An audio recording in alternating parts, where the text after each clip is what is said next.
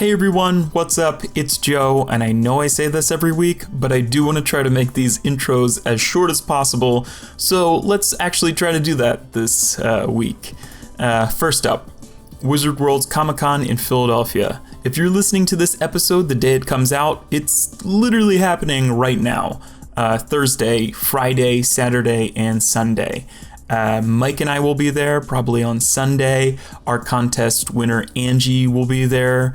And you can be there too if you order your passes at wizardworld.com/comiccon/Philadelphia and you use the promo code FINGERS20. That's all one word, FINGERS20, for a 20% off discount from our friends at Wizard World. Thank you guys. Also, how many fingers am I holding up the Facebook group? That's the name, it's a Facebook group. And when you're there, you can contribute your own critiques of movies we're reviewing, and then we'll give you a little shout out on an upcoming episode.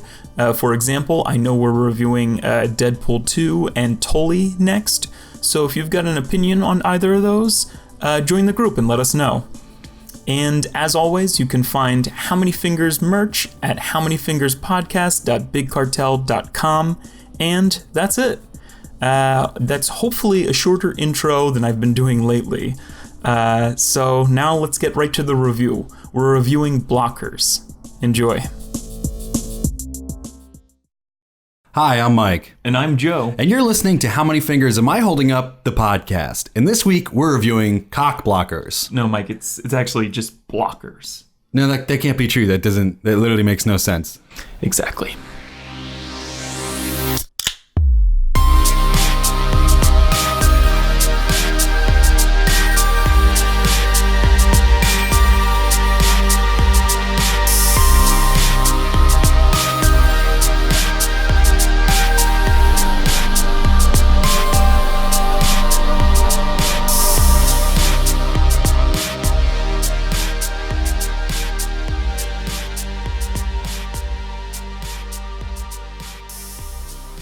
Welcome to How Many Fingers Am I Holding Up?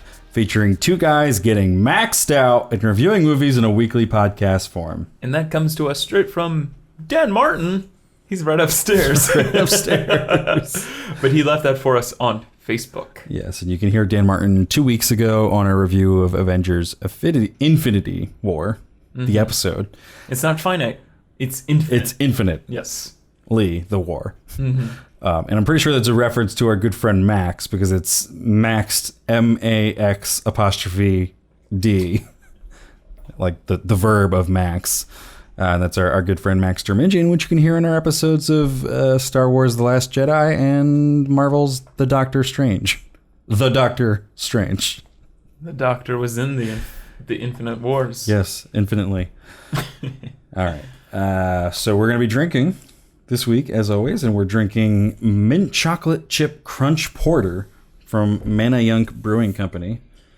Manayunk. So you were just telling me before, we had this for the Wonder Woman. Yeah, the peanut butter crunch porter that week. And I was super impressed with that beer. Yeah, it was pretty smooth. And I've heard good things about this. I think it's supposed to be reminiscent of, obviously, mint chocolate chip ice cream. So let's see how this goes. It's got a strong fucking smell. It is more like beer than the other one did. It has to be hard to get like a minty flavor into a porter. I kind of get it, but it's getting the mint, but not a lot of the sweetness that you expect from mint. Like, that's what I was kind of expecting to hit there. Right, yeah. It kind of tastes like toothpaste beer. I, honestly don't even... I taste more chocolate than mint. I'm getting more mint than chocolate. It's kind of boring. Yeah, not my favorite. Yeah. Your other beer was better. Most definitely. I like their old beers. I miss the old beer.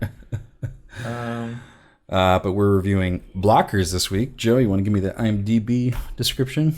I would love to. I'll hop into my mic notes. 3 parents try to stop their daughters from losing their virginity on prom night. Whoa. Short, sweet, to the point. I almost said porn night. It's about to be porn night. It's porn night. All high school seniors gotta lose their virginity. Especially if they're girls. Blockers was directed by Kay Cannon, who has directed all 3 of the Pitch Perfect films, and she created the 2017 web series Girl Boss. Excuse me. Written by Brian and Jim Kehoe, who have written a bunch of short films. Really, the only thing that any of them has done is 2009's Duress by Jim, not Brian.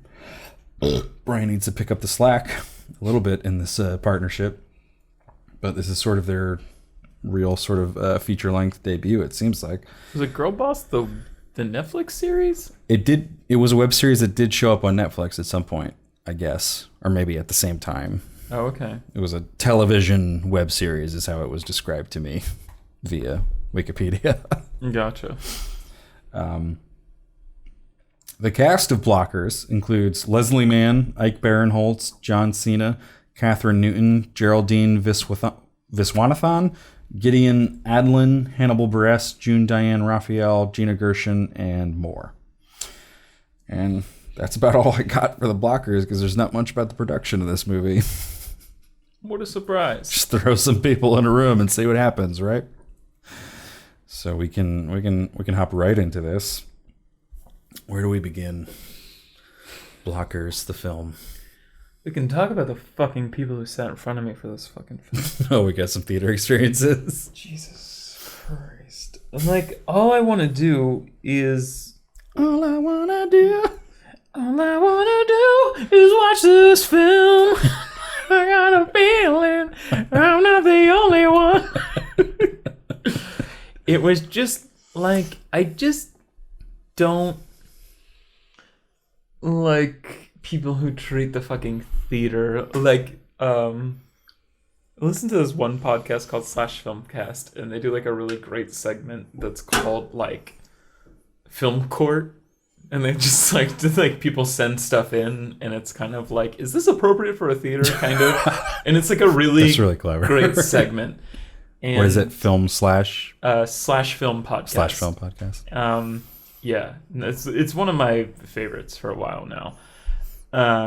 They're all incredibly intelligent, and they pretty much dominate like Twitter's conversation on film.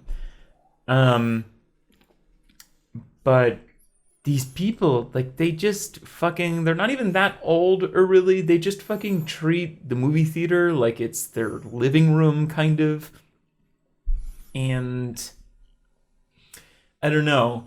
It's like the woman in front of me is like rocking back and forth and like smashing my knees, which I hurt one of my knees running earlier this week. And so that really hurt. But I'm not going to say anything about it. Like, but also you have to feel something like when you're like rocking back and forth and hitting something solid behind you. Like that has to be some sort of, and I'm moving my knees closer towards her, like to kind of be like, hey, I'm sitting back here. Yeah. But she doesn't care. And then the dad is just like, or whoever the man is next to her is like out of control too. And he's just like, every joke that comes up that isn't like spelled out via dialogue, he kind of like announces, he's like, ha, this is what she's got on her face, like, you know, like narrating the jokes. Yeah. And essentially one of my favorite, he was only really kind of like funny at first, like I was like, I can kind of laugh at this guy kind of. And one of the first things is when they're trying to get across, like how like Leslie Mann loves her like daughter so much or whatever. You know, they go on the run together. They kind of like make breakfast together, and they like watch TV together, kind of, and they have like their kind of like mother daughter, you know, like talk or whatever. And then the camera kind of goes outside. Is somebody picking her up, or is she going to school? I don't know. The camera goes outside for the next scene, kind of. And it kind of like, the camera kind of like pans backwards, kind of. And the license plate of I guess the mom's car says like, is her name Jules or something? Julie, yeah, something. And it says Jules' mom. Jewel Lover, yeah. Oh, Jewel Lover. Yeah. Okay. and I think maybe he thought it was like Jules' mom or something. It might have been Jules' But mom. the- It was yeah, Jules something, not I think it was Jules' mom. Jewl. Yeah. Right, yeah. And it said Oh, no, that. no, no, It no, said no. Jules' mom, and he goes, "Ha! Jew mom." I was like, "It's obviously not that, sir." And he goes, "Ha! Jew mom." Like, he thought that was the joke, and I was like, "Oh no, this is the kind of viewing experience we're in for." I was just talking to like my hairdresser the other day, and he was talking about going to see I, Tanya. He's like, the guy in front of me like laughed at all the wrong times, like, and he's like, there were comedic parts of like spousal abuse. He's like, but anytime it would get serious and the audience would go quiet, like he would start like really roaring with laughter when like he was like beating Tanya Harding. He was like, it was so uncomfortable. Just like people who just like, they know they're supposed to laugh, but they don't know when. Yeah. Mm-hmm. Oh man, Jew mom really threw me through a blow though. It's like, that's not. Mm-mm. That's a gift. It's like someone. There's probably a few people like if you did like a survey of like everyone who watched this movie, there's probably like 10 maybe across everyone who saw this movie who misread that as Jew mom, and you got to be in the theater with the one guy who said it out loud and let you know that he was reading it that way. But I get it. I get the mentality of kind of being like, my parents can kind of be like that sometimes, not like offensive, but just naive about what, like, you're sitting in a comedy, but you're just naive about what the joke is supposed to be. You know you're supposed to Yes. laugh and you're waiting for it to happen. Yeah. You're just drawing the wrong conclusions of what's in front of you, kind of. And it's like, oh, is it the joke that she's proud that she's a Jewish mom? Like, no, man, you've got context in the last 4 scenes that she spent with a character named Jules. Just fucking draw it right there. Yeah, that was that. Oh boy. Blockers. Blockers. I really like this cast of daughters. Yeah. They're all great in their own right. I can see them kind of coming up and being their own thing. Each one of them, they do what they have to do. I think this movie's mistake is concentrating too hard on the parents. Because what I'd really love from this film is something that's a little more like American Pie or Superbad. For girls, yeah. Yeah, right. But instead, it has...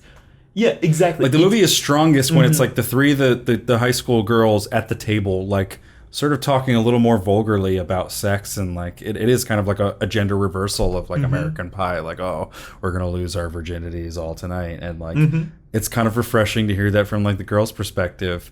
But then we spend so much of it like focused on like, I gotta stop my daughter from losing her virginity, which like I know the movie wants to and tries to have the message that switches it, but so much of the movie is spent on like the idea of like, oh, it's important that I stop my daughter from losing her virginity. It's very, I don't know if the movie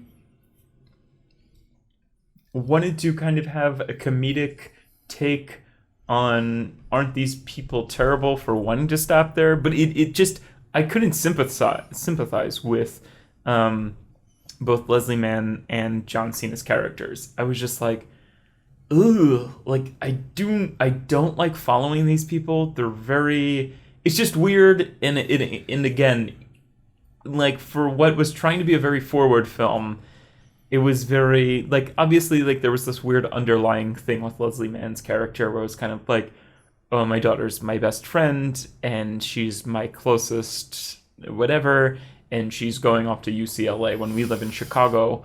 But, like, John Cena's just straight up, like, weird. Like, that character that they There's wrote... not a whole, like, they do the bare minimum of character building for Yes. a lot of these characters. Most like, definitely, yeah. We sort of, because of his build and, like, one or two jokes, get the idea that John Cena's character is supposed to be like, I guess, like typical sports dad.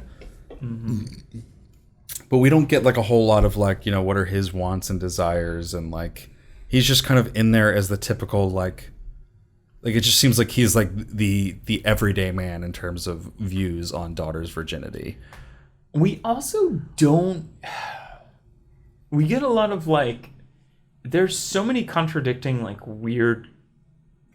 All of these characters are terribly written, but like some of these characters are like almost just actively written terribly.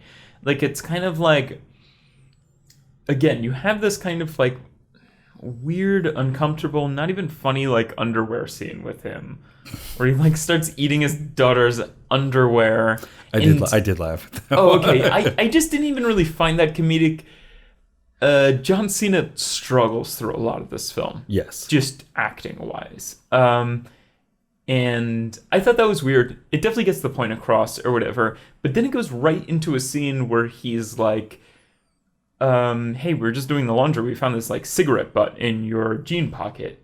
You want to fucking like explain what this is? And then she like comes back at him with some sports reference that, without really knowing that much about sports, doesn't make that much sense. With knowing much about sports, it doesn't make sense. Right, yeah. And he's like, get it, kind of. Like, you want to experiment with, like, how would you know about experimenting with drugs without experimenting with drugs? That's fine, kind of. Which is not like his character in the rest of the film.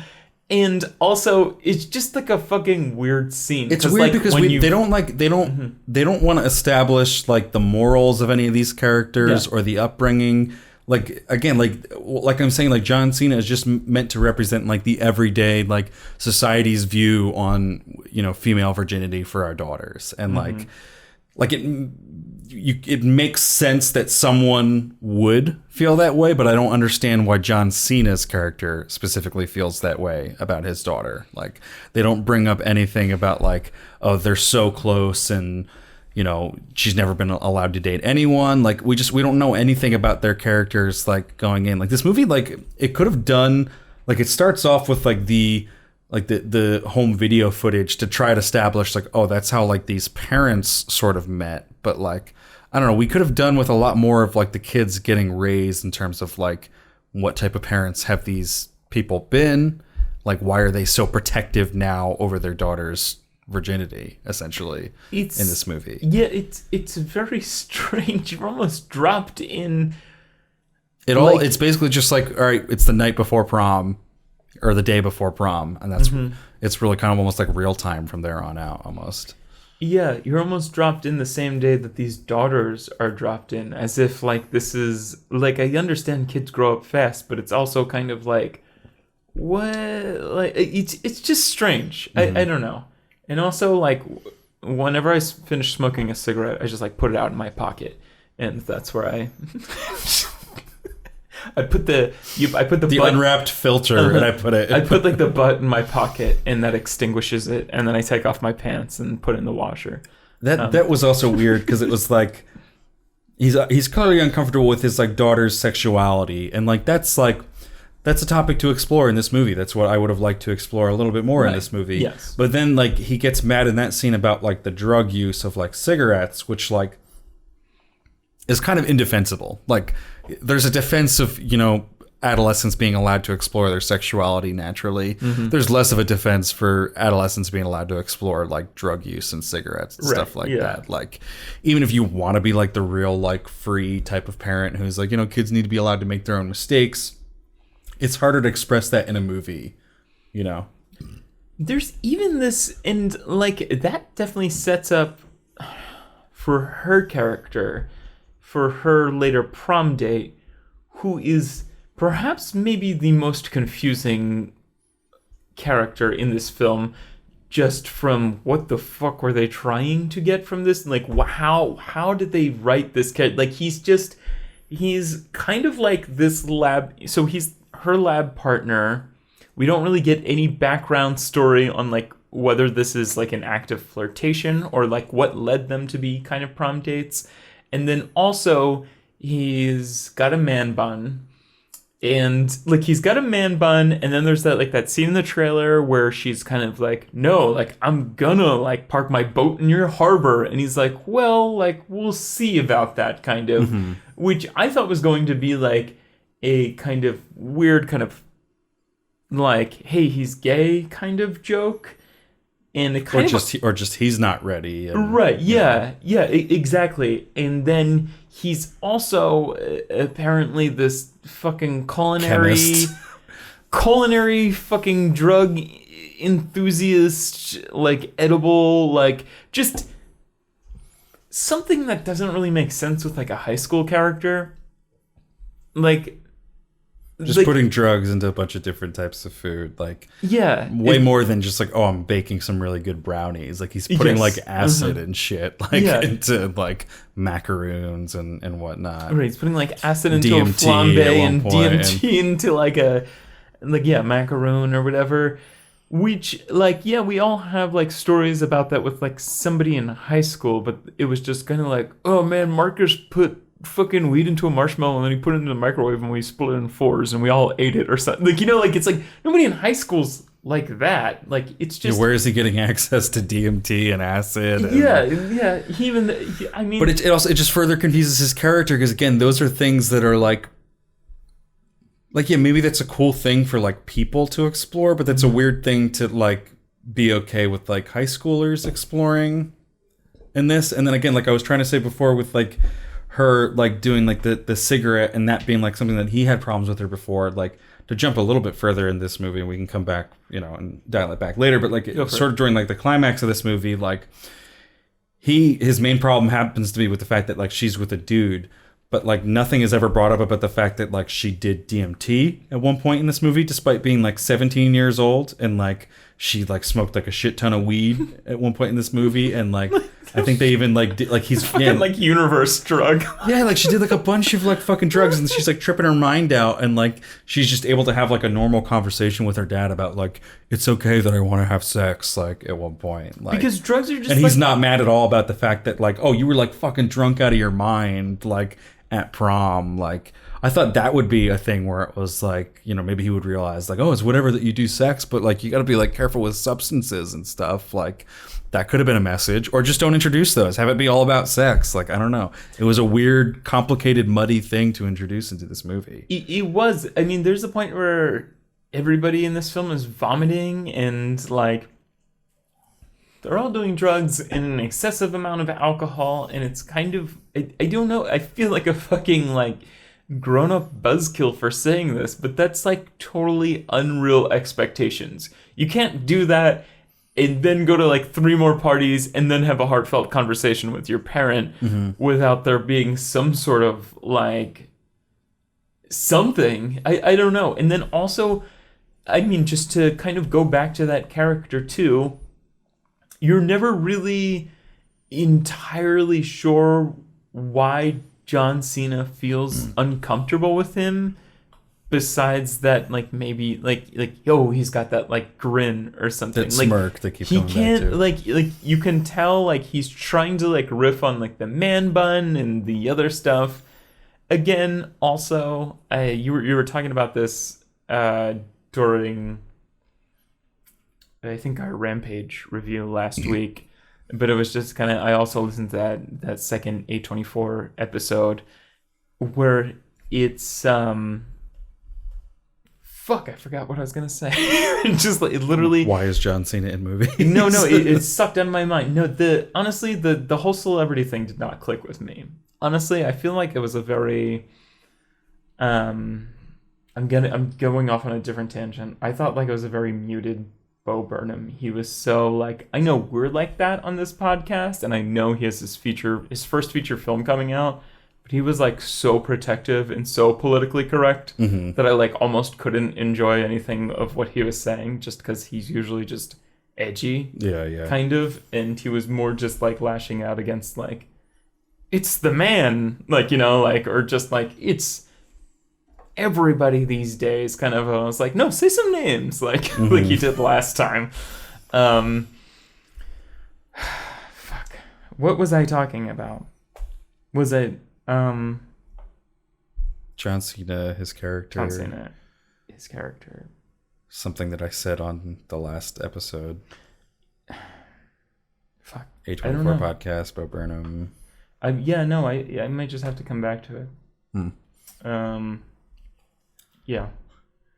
The just to sorry, we'll move on until it comes back to you. But the parents in this have such awful chemistry together. Okay, I know what I was gonna say. Sorry, go for it. Go.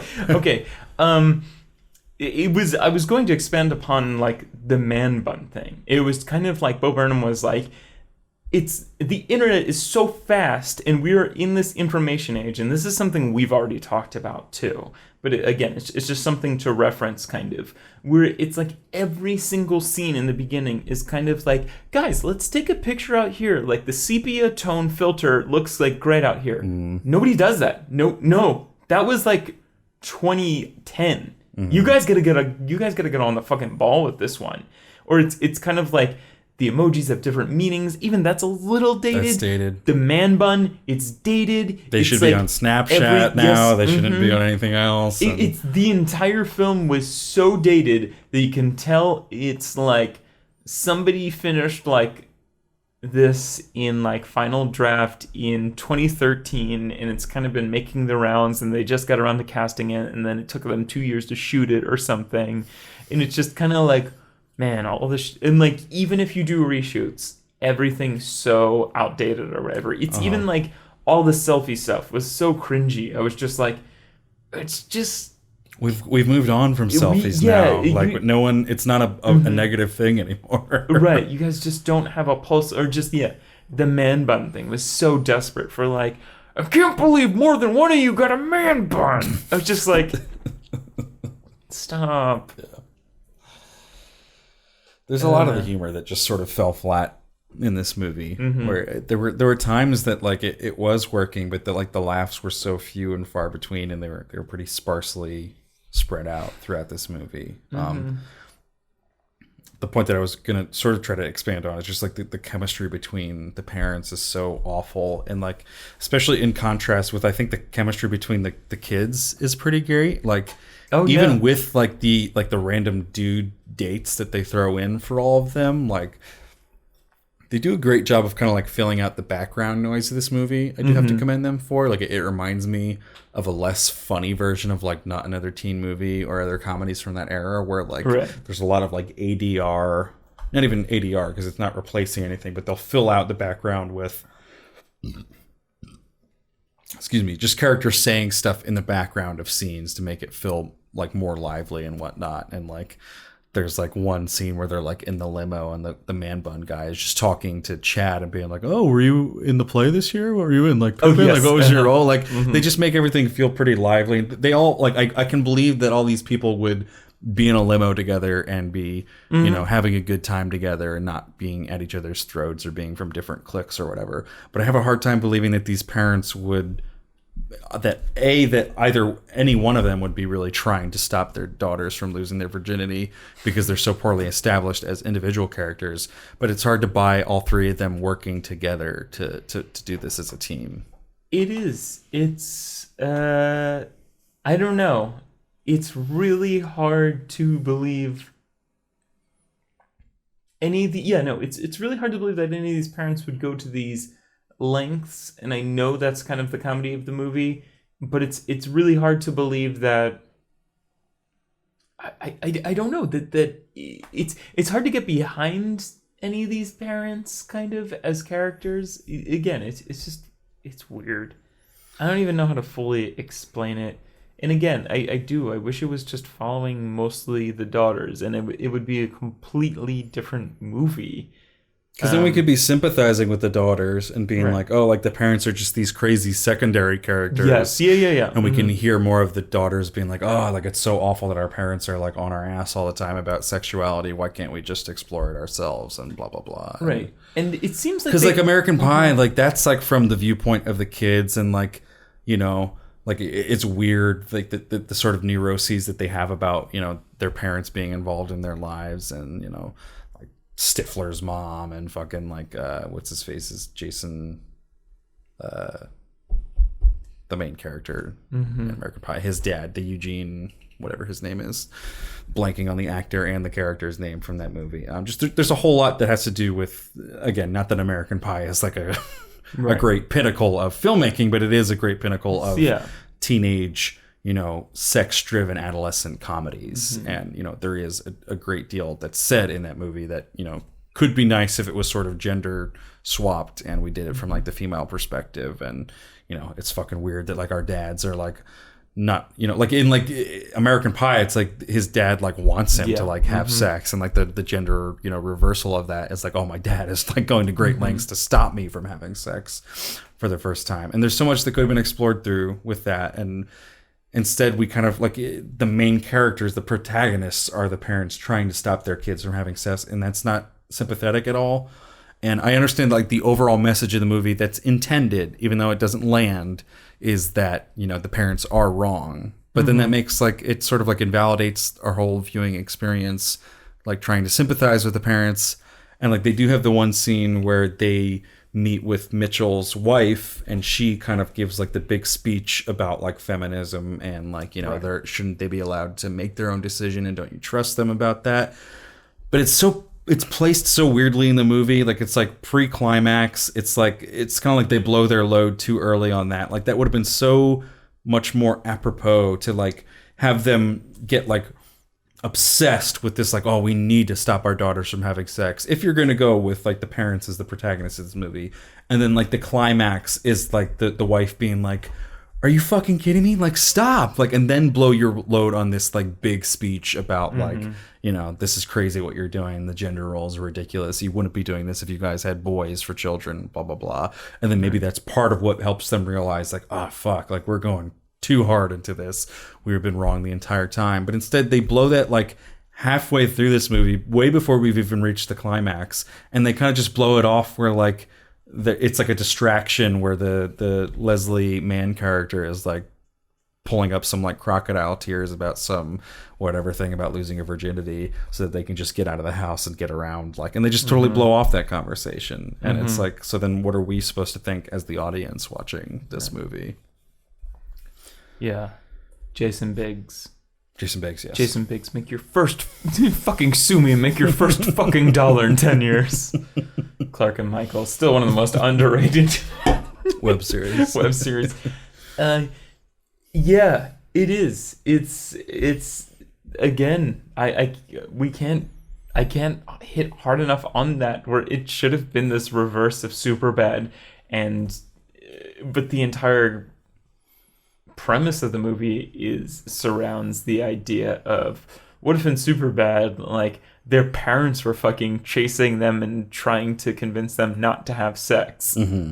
That would be the most wildly unrealistic weird movie ever. It'd be creepy and weird, and that's kind of what this movie also is. It's creepy and it's weird, and it's this very, I don't know, it's weird how this film is written, just because, and I mean, I know like this is on purpose, but again, like the John Cena and Leslie Mann characters seem to be like these very put together characters. And then who is the third one? I always forget. Ike Barinholtz. Yeah, Ike Barinholtz, who comes out being the best actor, and I don't know if that's because he's given some of the best material and the most realistic character, kind of. Again, who is this, he cheated on his wife, and he's a little, he kind of acts like the less responsible adult, I guess, and most unreasonable, but again, he's the most reasonable person by the end. And even he gets kind of like tied into this whole weird crusade of stop our daughters from having sex. That doesn't make as much sense to me. He knows she's a lesbian, and he gets tied into this whole thing. He doesn't want her to like waste it on, because she's not out yet, so he doesn't want her to have sex just to figure whatever out. I guess it's weird. It's a stretch also because she hasn't like outright said it to him. So he's just kind of assuming that she's a lesbian. I get the whole thing where if you're a parent or whatever, but like there's so much. I love like that that girl that plays that actor is like really great, I think. Her character isn't, it's not written that well, and that whole premise isn't written that well. I started to get really lost when they have that whole scene with like her mom and Hannibal. And like we've already kind of been presented with the idea of like even before the virginity pact, we already before they make the virginity pact in the lunchroom or whatever, we already understand that via cues of the movie that she is actually attracted to this Asian girl. That's established. She's a lesbian. Yada yada yada. They don't have to say it out loud. We get it. And she doesn't want to be a part of this virginity pact because she doesn't want to, that's not her definition of losing virginity, because she's like a gay female. I don't know. By the time she gets home and she starts talking to her mom about her like insecurities of kind of like, there's a lot of pressure on prom and everything. And I can kind of try to see why they're tying that in. Like, even though she's already agreed to the virginity pact, I'm pretty sure maybe that happens at prom.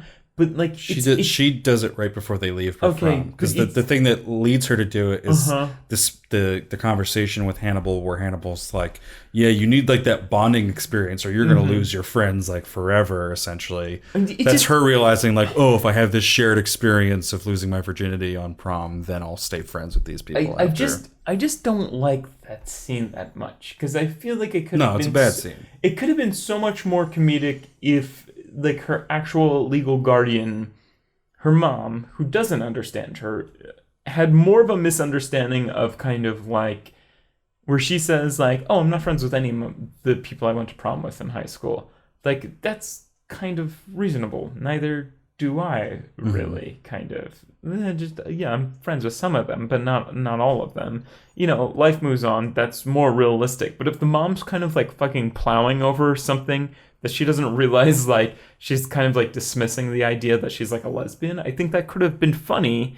And it could have also told this like higher truth of like, wow, why has it been so hard for you to come out, kind of. I don't know. It was just like a really missed opportunity, even though I did love like the Hannibal Buress thing where he was like, man, we got like really drunk and convinced my friend to join like Marines. join the to go fight a Desert Star. And it's like, he's like, and he died in Desert Storm, and like that's why we're all still friends, because of like shared trauma or whatever. That was funny. It was just, it didn't work. I guess this isn't really a spoiler, but like I thought that was such a missed opportunity in this movie, because they had so many scenes with Hannibal Buress early in this movie, and him being kind of like the stepdad to Sam, and being sort of like the opposing force to Sam's father, Hunter. I feel like his name is. So, I forget I think it's Hunter. He's always talking about like fuck Frank. He's always talking about how he has his tow truck company. He's going to bring up his tow truck company, and then he actually hands him a business card for like Frank Tows Cars or whatever the company is called at one point. And then at one point in this movie, they crash their car.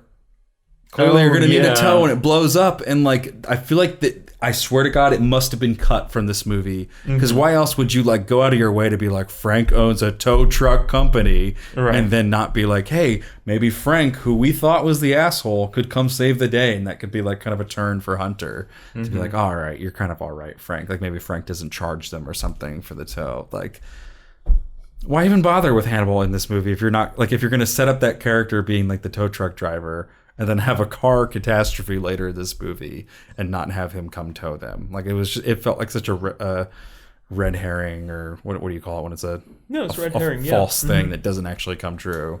I was literally about to comment on like, who is fucking Hannibal Buress's manager, and like they keep getting like these like parts in comedies where I feel like Hannibal probably just shows up for like 1 or 2 days of work and gets paid like a ton of money. Like, it's just, I don't know. Yeah, he seems to have like a really good gig going where everyone's just kind of like, it's Hannibal. He showed up for a scene, kind of. I don't know.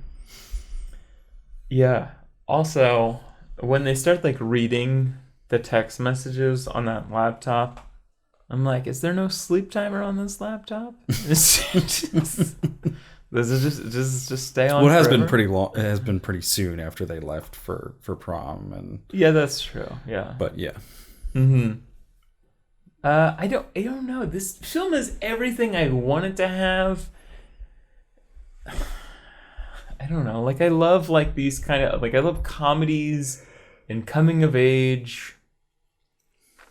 I don't know. It seems like just, it could be a really yes. good formula. I'm really surprised that they kind of fucked it up. Like, I remember watching the trailer and being like, I'm kind of laughing. It's kind of funny. It's kind of a funny trailer. But it seems like a horrible idea for a movie, because in my mind, not knowing where the movie's going to go, I'm thinking like, oh, it is just going to be like this horrible, outdated idea of like, oh, you have to stop your daughter from losing her virginity at any cost. And like, I thought we were supposed to relate to those characters. And then I'm like reading reviews of the movie and like seeing that it's got like an 84% on like Rotten Tomatoes, and like there's some positive reviews that are like, oh, it's actually one of the more like progressive comedies that you'll have seen in a long time. And like it sort of champions the idea of, you know, women being able to choose their own sexuality, and kids being able to decide and experiment for themselves, and parents not having to, you know, lord over their daughters in a way that they wouldn't lord over their sons. And then I feel like that wasn't really fully realized in this movie. And like, yeah, like they do have the speech from Mitchell's wife, and like that is sort of the resolution that they all come to at the end, but it's an unearned resolution. And we do spend most of this movie being like, okay, when are the parents going to stop their daughters from having sex? And like that seems to be the whole point of this movie. And yeah, I do sort of like the idea that we're inserting a lesbian character into this movie and having a lesbian character arc in terms of like the typical like American Pie, like, you know, there's a lesbian love story in this, and that's kind of rare and new and fresh for these type of adolescent like sex driven comedies. So I'm glad that that's in there. But there's also some parts of that are sort of like poorly handled, where like, in terms of, if we can sort of jump into, again, not that I know that there's really spoilers in this, but like the resolution for all of these storylines in this movie, I felt like were so cheap and unearned and just forced, and they didn't make sense. And like, like if we talk about like Sam's storyline, where her dad cheated on her mom, and then basically like abandoned her for a bunch of years, where from his point of view, he kind of pulled back and is maybe like, well, maybe I pulled back too far. But from her point of view, her dad has just not been there for the past like 10 years or so. For a pretty long time, he's been gone from her life, to the point where it's weird that he showed up for prom. Like, it's kind of like, what the fuck is my dad doing here? Right, yeah. So then he ends up like sort of like stalking her during this whole prom night, and then catches up with her and like barges into her room after Chad's gone or whatever, and is like, you know, where's Chad, blah, blah, blah. And then they sort of have this like heart to heart that feels very unearned, because it's like, what has he really done to earn that heart to heart from her point of view? And like, she would understandably have a lot of like, I don't want to use daddy issues lightly, but father issues, in terms of like, he's not been here for the past like 10 years. And like, regardless of what he's been feeling on his side of it, like, she hasn't heard that, and he hasn't been there for the past 10 years. So like, it just doesn't seem like there's enough there for him to just like barge into her room on prom night. And that's what facilitates this like, oh, okay, now I hear like 2 minutes of your side of the story, and I'm like, oh, it's okay that you cheated on mom, and like, you're also revealing to me that mom cheated on you, which would be a hard thing for a kid to hear. It's just this wildly unrealistic conversation that they have, and then she ends up like coming out to him before her mom and before Frank and before like all these other people who have been way more important in her life previous to this weird fucking night that happens in this movie. I just had a really hard time like buying that. It felt so unearned. It felt forced for the sake of the script, so that we could have this moment where he's like, oh, you're coming out to me first? That means so much, like, compared to like, you're not like to, and there was like a whole joke in there about, oh, you came out to me and not anybody else. Right. Like, it just felt so forced. The Mitchell thing is really forced, because he bursts into the room and physically assaults her date.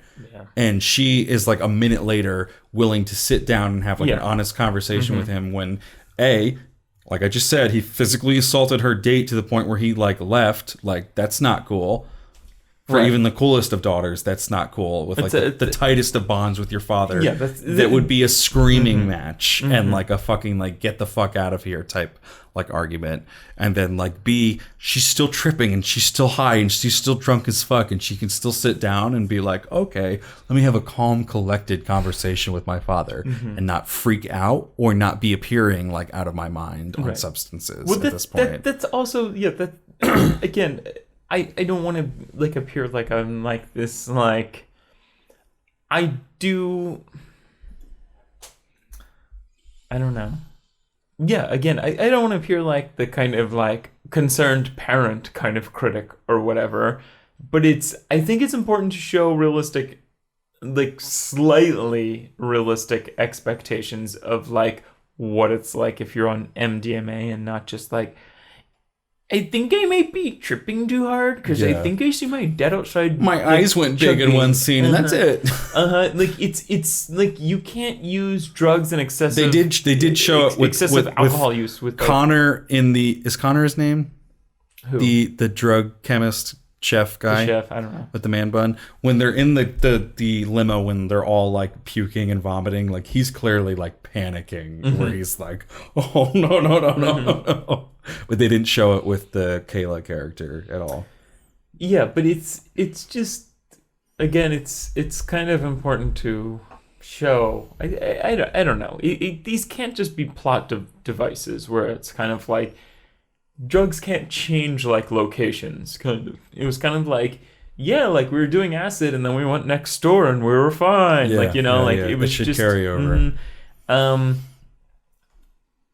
Again, I get that they have, but in a movie that's about like parents invading into their kids' privacy about sex, like then don't insert the drugs if you're not willing to have that be a part of the conversation with the parents. Like again, shouldn't the parents also care about the drugs? And like again, in a movie that the point is supposed to be that parents should not be caring about the sex, then like if the drugs are going to be there, like parents definitely have a right to be like, my 17-year-old kid should not be fucking doing DMT. Like, that's some pretty serious stuff to be doing there. Even if it's like non-addictive, you can fuck yourself up for a long time. Right, yeah. If you don't do it under the right circumstances. Like, that's way different than like, oh, my kid like took a hit of weed or my kid drank a couple beers at prom or something. Like, right. And I mean, that's what we love about, I mean, at least what I love a lot about like Superbad so much is like they drink such a minimal amount of alcohol and they're high schoolers who don't drink that much. So like, again, in situations that they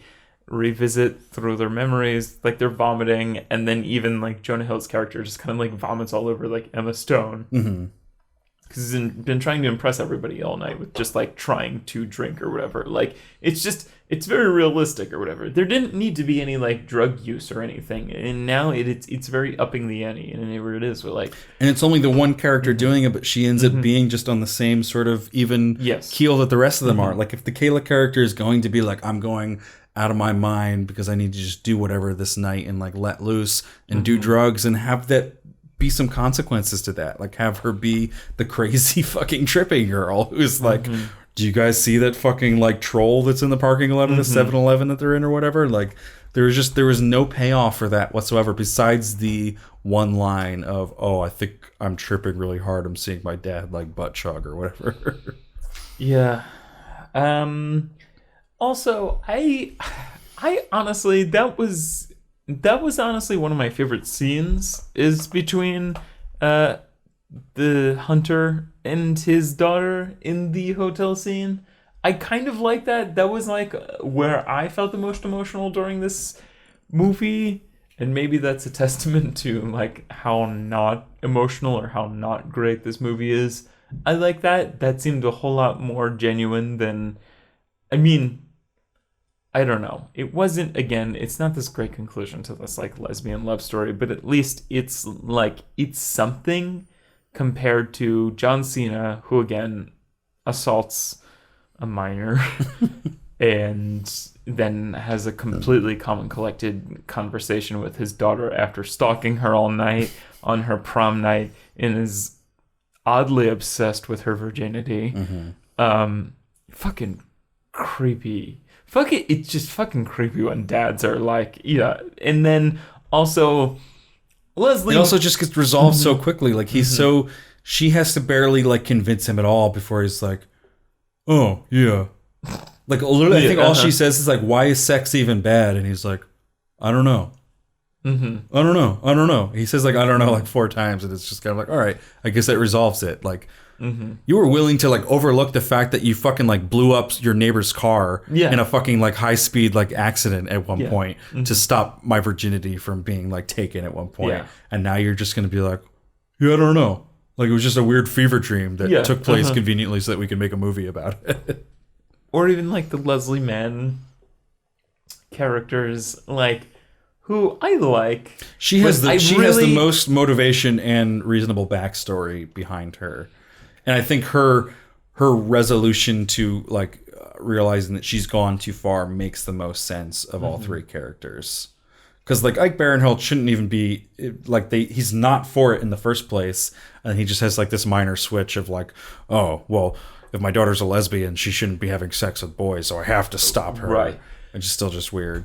And then obviously Mitchell's thing is really fucking weird. Hers makes at least they've done the exposition to be like she's got this very specific reason why she doesn't want her daughter to lose her virginity. And then they take more time with her coming to her senses, where she gets to see the room and be like, well, maybe my daughter is smart enough to make her own decisions, and it's not everything is going to be the mistake that I made. My daughter can actually have this nice time losing her virginity, and it's not going to be like when I lost my virginity to Dave Matthews concert or whatever her story was. And where they like really try to make all the characters seem like way younger than they are, where like if that was actually her, like it would be more so like, oh, like I was following like the Grateful Dead or something. Like the Dave Matthews Band is a little too recent, kind of.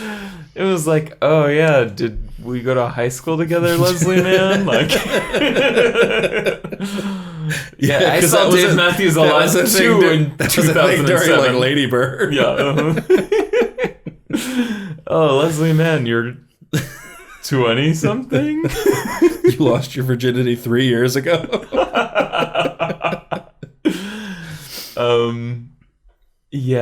And then I like Leslie Mann, but I hated that fucking like slapstick scene of her getting out of the room when they're like going to have sex or whatever. Like, it didn't really. I didn't know if I was supposed to laugh. I wasn't laughing during it. I didn't know if I was supposed to. It was a scene, though. It just kind of seemed like it was like, we've got to get her out of the room. I guess we'll try to make it funny, but it's not really working during this scene. And they would like pause like every 5 seconds. She'd be like, oh. Yeah, that was her. Yeah. They're about to fuck. They could have played up like the awkwardness of it more. Like of her being like, I need to get the fuck out of this room. I'm not going to listen to my daughter get railed. It's weird. Which is kind of like, I feel like it's the reverse of like scenes that have happened in movies where like kids are like, I can't be in here while my parents are about to fuck. It's just a weird movie. Yeah, I don't know. There was a couple laughs that were honest and were like, I thought like the insertion of like Austin's parents was really nice in this movie. Just to provide like another like wild, but also at the same time somewhat sensible perspective on like you can have a healthy conversation with your kids about sex. And like I like the fact that like his dad was like, yeah, Austin's like been texting me nonstop like during like prom night. I did like a few of the jokes about like Austin like texting his parents being like, almost happened, but not yet. We'll FaceTime you right after. He's like, and then like, we'll have sex, but we gotta FaceTime my parents right after.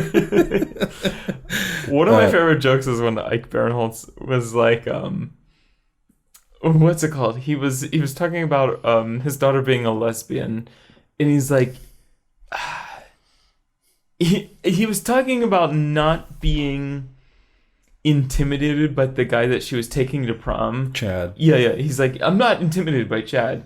He's obviously the coolest guy in their school, but they had a lot of. I thought Chad was really funny. They had a lot of funny humor with Chad, and I think that actor played him up really well. We're like, for a while he could have been like the gay theater kid, but he just turns out to be like just a loser like theater kid.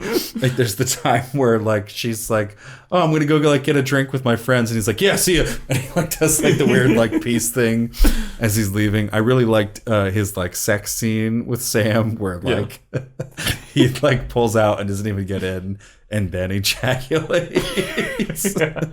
Or does he even go in? I think she just touches his dick. Yeah. He doesn't even get in at one point.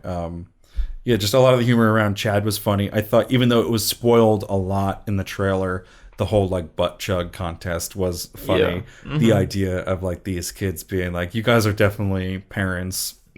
Let's prove it in a contest.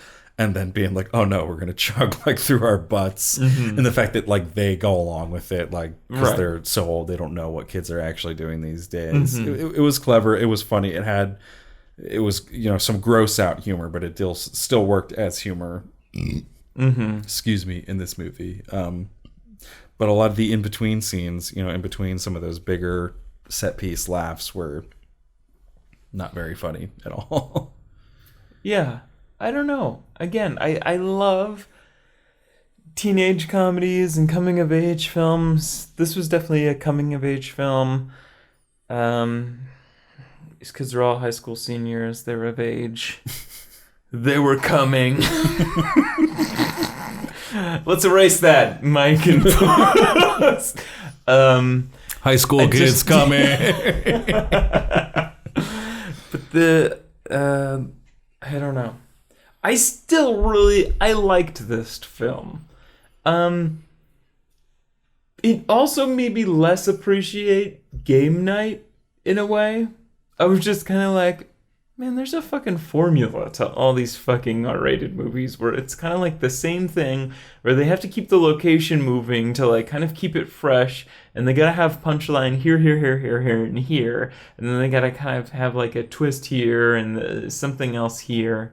It kind of felt like just Game Night recycled, which made like Game Night feel like something else recycled, and it just... I don't know if I agree. Okay. For me, it just kind of felt like I was like, I'm watching the R-rated comedy Mad Libs, kind of. Yeah, I don't know. I felt like I'm sure like both movies were pitched as, okay, it's The Hangover meets Game Night, or okay, it's The Hangover meets Prom Night, or Superbad meets this, or whatever. Yeah, I don't know. Game Night, it just felt like so much more care was taken with it, and like I was kind of excited to see this movie after seeing like the Rotten Tomatoes score, which I'll read later. It was 82%, and I was like, well, that's pretty decent for a comedy nowadays. I feel like we usually end up with like a 50 or a 60 for like the comedies that keep like bombing lately. And after like seeing Game Night this year, I was like, maybe there is, sort of comedies coming back in a better way, and we're paying more attention to it and doing some better comedy movies. But this felt sloppy. It felt like not a lot of care was taken in this movie. There wasn't like a clear, arc for a lot of these characters like there was in Game Night, as simple as some of those arcs were. And just straight up, I don't think there was as many laughs in this movie. Like I came in wanting to laugh, and like I laughed a little bit in the beginning, maybe just with my expectations being high and kind of like the Jew mom dad in your theater. I was looking for the punchlines to come, and they was looking maybe in the wrong places, and it didn't really show up for me. I don't know. I was disappointed by this movie in a lot of ways. Right. Something, what was I gonna say? I wasn't gonna say. Oh, I was gonna bring up just stuff on the Facebook group. I was gonna see if anybody talked about this. Oh, I think we had something from Ross. Yeah, I believe we did. Ross, who was on our Mudbound episode, Ross Wiseman. I was about to say Mud Night. Mud Night. If it's your first night, you got a mud. Which, Ross, come back on the podcast soon. If you can get us another, it's one of our most popular episodes, via just like iTunes and SoundCloud. But he said, I enjoyed it. The actress that played John Cena's daughter was fantastic. Which I agree. Yeah. All of the daughters were appropriatappropriately cast. They should have focused more on the daughters in this movie. I don't know why that wasn't the pitch for this movie. Like, the Blockers shouldn't have been the name. It's such a horrible name for this movie. You mean like rooster symbol? Blockers?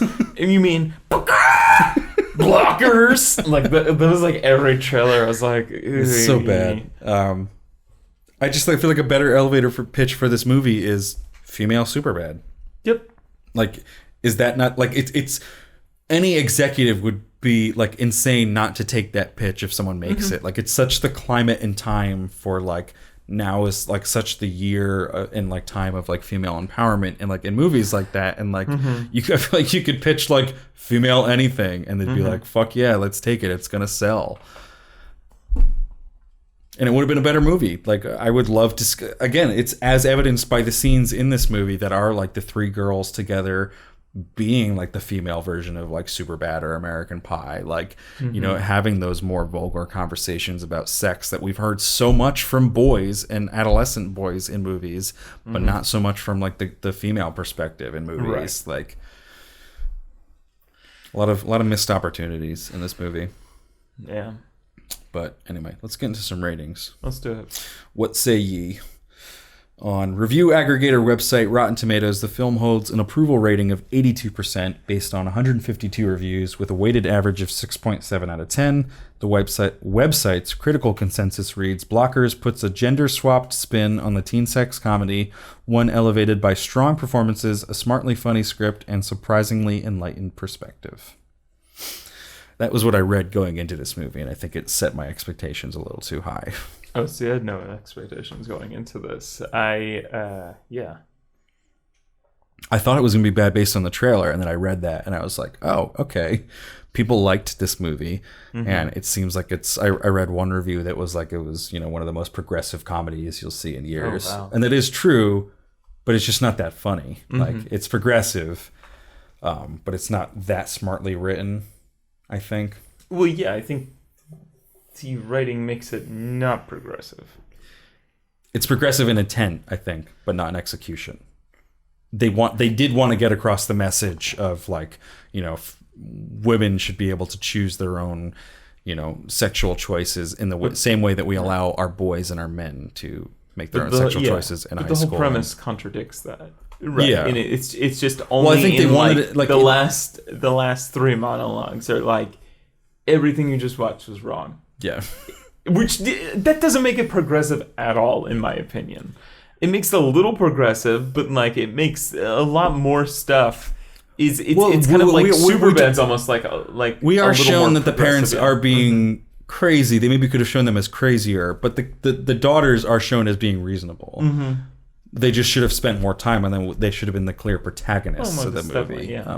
And they do have the LGBT, the lesbian storyline in this, which is progressive for a teen sex comedy. Like, I mean, we haven't even really had that for like a gay storyline, for a man-on-man storyline in a teen sex-driven comedy yet.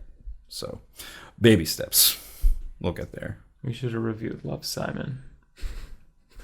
That's not like I guess that, yeah, maybe. That's not like an American Pie type, like raunchy sex comedy. Anyway, that's kind of all I have to say about this, so I can just give my number rating right here. I'm just going to give it 1.5 fingers.